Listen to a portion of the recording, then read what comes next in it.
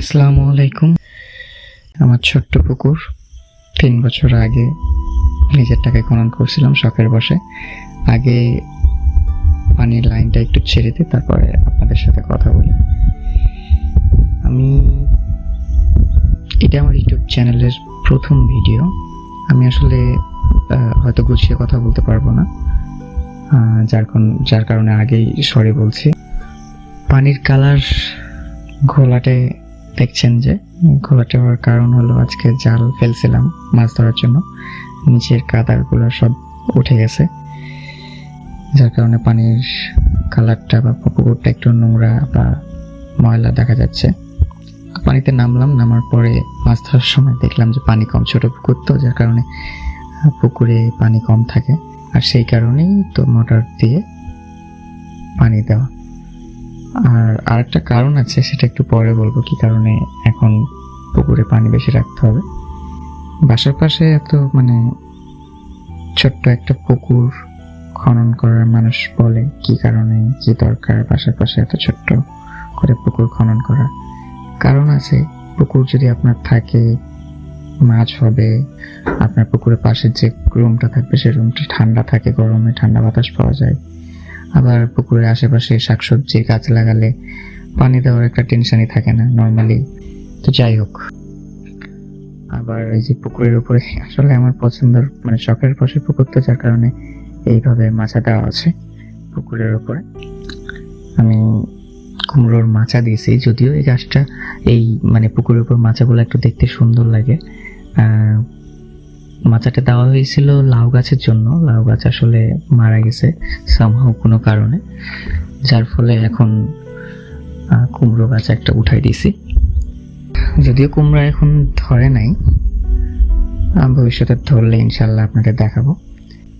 পুকুরের যে পানিটা আছে সেটা শোষণ করে গাছগুলো ভালোই হয়। দেখতে পাচ্ছেন যে আমার ওইদিকে কলা গাছ আছে, কলা গাছে কলা ধরে আছে, যে এই ভিডিওতে হয়তো আপনাদের দেখাতে পারবো না, নেক্সট ভিডিওতে দেখাবো। সাথে এদিকে পেঁপে গাছ ছিল, ঝড়ে পড়ে গেছে। এই যে একটা আপনি সজনা গাছ দেখতে পাচ্ছেন, এটা ঝড়ে পড়ে গেছিল।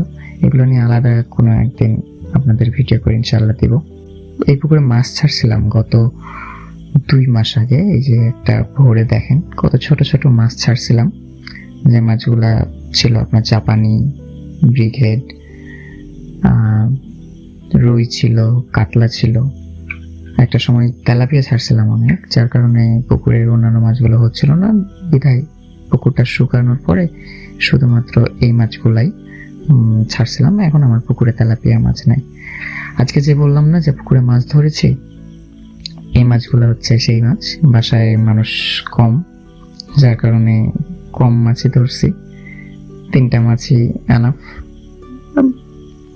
মাছ পুকুরে ধরবো, সেদিন রান্না বান্না করে খাবো, আলাদা একটা টেস্ট। বুঝতে তো পারছেন, নিজের হাতে পুকুর। মাছের সাইজগুলো ভালো হয়েছে। এখন এই তো মাছগুলা কাটাকাটি করব। মাছগুলা অনেকটাই কাটা হয়ে গেছে, তবে আপনারা দেখতে পাচ্ছেন পুকুরে থাকলে কি হয়, আপনার বাসায় কোনো মেহমান আসলে দৌড় দিয়ে বাজার যাওয়া লাগে না। আপনি চাইলে পুকুরে নেমে সাথে সাথে মাছগুলো ধরে হয়তো আপ্যায়ন করতে পারেন। অনেক কিছুর থাকে। আপনি হাঁস পাললে বা গ্রামের বাসাতে হাঁস পালন করলে দেখা যায় যে হাঁসের জন্য একটা পুকুর বা পানির একটা জলাশয়ের প্রয়োজন পড়ে। সেক্ষেত্রে সেটারও চাহিদা মিটলো। আর সাথে দেখা গেছে যে সবাই পুকুরের পাশে বিকেলে বসে গল্প আড্ডা, একটা মন খারাপ থাকলে পুকুরের পাশে বসে একটু ছিপ দিয়ে মাছ ধরা, এই ব্যাপারগুলো থাকলে আসলে দেখা যায় যে আপনার মন ভালো থাকে। একটা আরো কিছু করব শখের বসে, আপনাদেরকে সাথে নিয়ে করব, আপনারা দেখতে পাবেন। এখন আরেকটা ইন্টারেস্টিং ফ্যাক্ট বা ইন্টারেস্টিং ব্যাপার কি হয়েছে, আজকে 2 মাস আগে পুকুরে মাছগুলো ছাড়ছিলাম, তারপরে আমি আজকে যখন জাল ফেললাম তখন দেখলাম পুকুরে সেই পরিমাণে জাপানির বাচ্চা ছাড়ছে। এই যে আপনারা দেখতে পাচ্ছেন যে ছোট ছোট জাপানির বাচ্চা, যেটা যদি আমরা আশা করি নাই যে এত ছোট মাছ বা এত তাড়াতাড়ি জাপানি বাচ্চা ছাড়তে পারে বা পোনা মাছ ছাড়তে পারে। দেখতে পাচ্ছেন কি পরিমাণে মাছটার পেটের মধ্যে কি পরিমাণে ডিম আছে। তো আলহামদুলিল্লাহ, আল্লাহ দিছে। দেখলেন, আপনারা দোয়া করবেন আমার পুকুরের জন্য, আমার মাছের জন্য, সবকিছুর জন্য। পরবর্তীতে আমার বাগানের কিছু সবজি গাছ, কিছু ফলের গাছ আছে, সবকিছু নিয়ে ভিডিও দিব আপনাদেরকে। আপনারা ভিডিওটি আমার যদি ভালো লাগে, অগোছালো কথা যদি ভালো লাগে, তাহলে লাইক দিয়ে সাবস্ক্রাইব করবেন। ভালো থাকবেন। আল্লাহ হাফেজ।